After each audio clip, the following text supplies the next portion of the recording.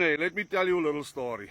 Nee, this absolute beautiful piece of art. Nee, Isaac, how much does this elephant weigh? The weight is not weighted, but it's very heavy. I think probably maybe 5 tons or so. Because it's solid wood. Nee, That's a solid wood. this thing has been carved by 12 people. How long? It was 8 years and a half. 8.5 years in the making. But just check, let me just show them the detail of this, Johnny. Nee? There's the tail, check the detail.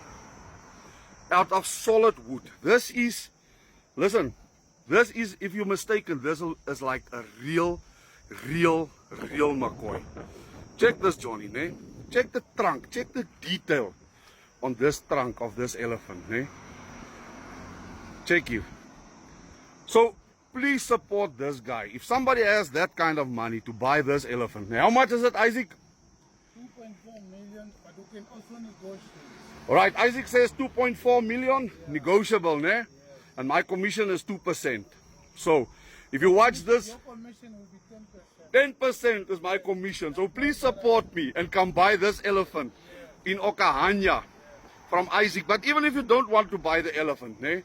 There's a beautiful kudu. There's pangolins. There's kolobi.